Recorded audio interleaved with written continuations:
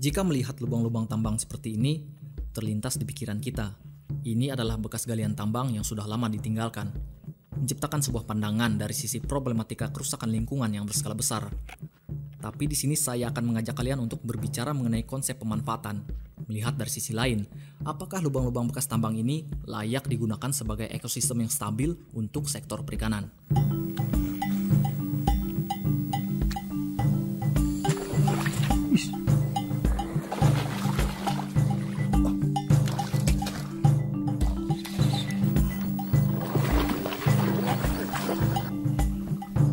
Kerandang, Pak.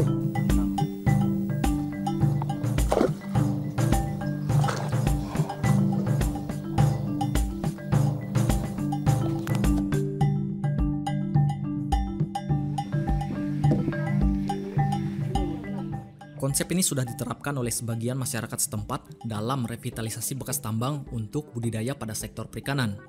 Tapi sebelum kita membahas lebih lanjut tentang proses suksesi dan upaya revitalisasi eks proyek tambang, kita akan melakukan wawancara sedikit dengan Pak Minter selaku pengelola kelompok tani Sapan Rata di Jalan Kapakat, Palangkaraya yang berhasil melakukan upaya revitalisasi bekas tambang untuk budidaya perikanan.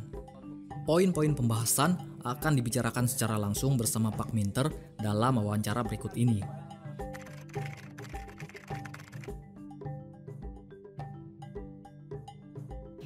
Jadi kita mulai membuka tempat perikanan ini setelah ada galian, setelah digali. Itu kita gali lokasi ini tahun 2006, kemudian kita mulai budidaya ikan ini, memanfaatkan lahan ini itu dari 2010. Jadi kita biarin dulu sampai kolam-kolam ini habis gali itu kan biarin rumput-rumput biar netral ya. Sekitar 3 atau 4 tahun baru kita tabur ikannya.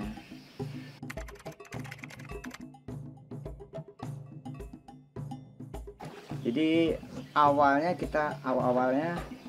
setelah melihat udah bisa ditanam ikan, ditabur dulu ikan lokal kayak model ikan gabus kita taburin di kolam ini, kemudian ikan kerandang. Oleh biasanya ikan-ikan itu kan sesuai dengan air gambutnya. Kemudian udah netral pH-nya, kemudian oksigen airnya udah bagus gitu kan. Kemudian lagi oksigen suhunya juga bagus, itu baru kita bikin keramba jaring apung, kita tanam ikan yang kayak model jenis ikan nila, ikan gurami, ikan lele, patin. Jadi 4 jenis yang kita tabur, yang memang kita kelola.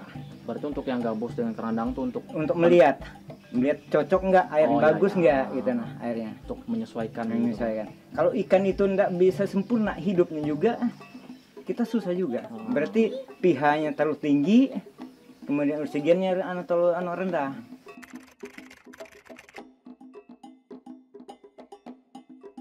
Kita usahain tumbuhan tanaman kayak model hutan-hutannya kita bagusin, kayak model penghijauannya dibaikin.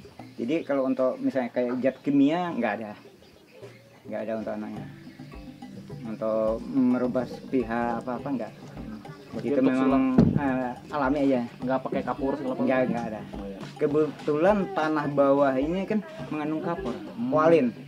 Jadi kita galian ini kan sampai habis granitnya, cadasnya sampai habis, sampai tanah kualinnya. Oh ya. Tanah kualin. Jadi akhirnya kan keasaman tanah itu nggak ada, kurang. Oh netral, jadi netral gara-gara ada dasar itu. Ada kualinnya.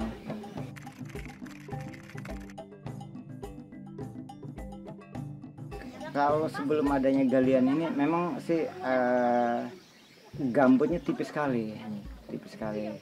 Jadi kita ngambilnya itu untuk gambutnya di sini sekitar 1 jengkal, yang anggaplah sekitar 20 cm tebalnya, itu paling tebal.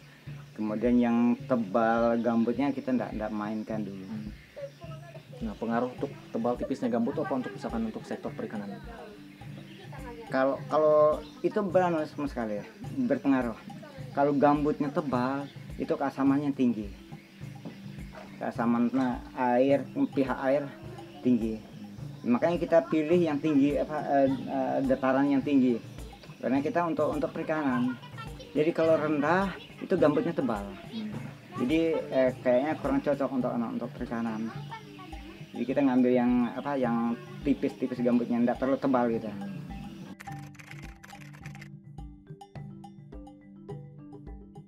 Itu kalau kita misal kendalanya itu biasanya itu klasik.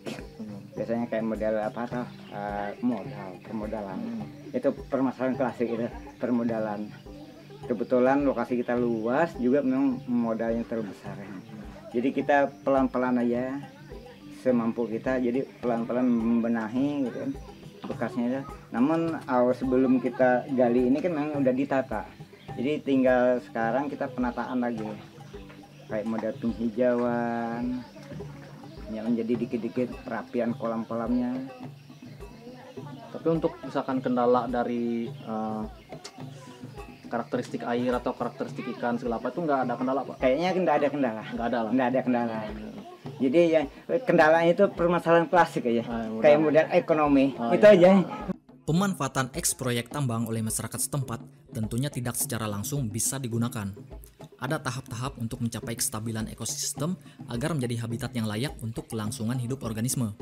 Nah, disinilah kita akan membahas proses suksesi dan upaya revitalisasi oleh masyarakat setempat untuk mencapai kestabilan kembali suatu ekosistem yang awalnya rusak karena kegiatan penambangan menjadi bermanfaat pada sektor perikanan.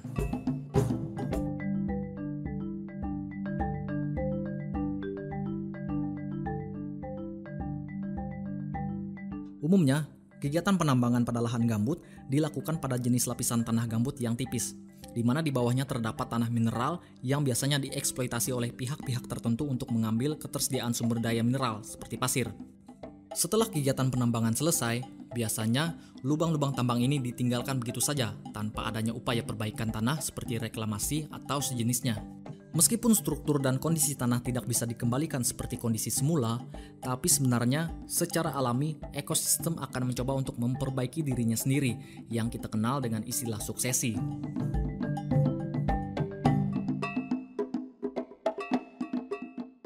Karena kita berbicara mengenai proses suksesi dan penekanannya adalah suksesi pada lahan gambut, jadi karakteristik tanah gambut tentunya berperan dalam mencapai tahap suksesi klimaks. Tahap awal dalam suksesi perairan adalah ketersediaan air yang diisi oleh air hujan, dilanjutkan dengan kemunculan tumbuhan perintis seperti lumut dan paku-pakuan. Dengan adanya kemunculan tumbuhan perintis yang berperan sebagai produsen primer, tentunya akan memicu kehadiran organisme tingkat trofik berikutnya, seperti plankton. Jika ketersediaan plankton melimpah, tentunya akan kembali memicu kemunculan tingkat trofik berikutnya lagi, karena plankton menjadi sumber makanan bagi beberapa hewan-hewan kecil. Tapi pertanyaannya, bagaimana bisa plankton muncul dan menjadi cikal bakal terciptanya rantai makanan di dalam lubang bekas tambang? Oke, di sini kita coba hubungkan antara kemunculan plankton dengan karakteristik tanah gambut. Tanah gambut terkenal dengan kandungan karbonnya yang melimpah. Saat terjadi penebangan hutan, atom karbon di dalam tanah berikatan langsung dengan oksigen dari luar dan menghasilkan emisi karbon dioksida. Kemudian intensitas cahaya matahari bisa langsung menembus ke dalam perairan. Nah, kedua unsur inilah yang dimanfaatkan fitoplankton, jenis plankton tumbuhan yang bisa berfotosintesis untuk memproduksi oksigen di dalam air dan berkembang biak.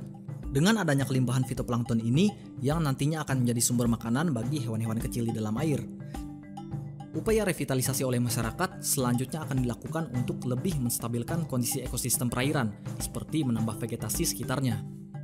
Jika kondisi ekosistem perairan sudah mencapai tahap suksesi klimaks dan terciptanya rantai makanan antar tingkat trofik di dalamnya, maka ini menjadi sebuah indikator bahwa ekosistem perairan yang dulunya adalah bekas tambang sudah layak digunakan untuk habitat budidaya pada sektor perikanan.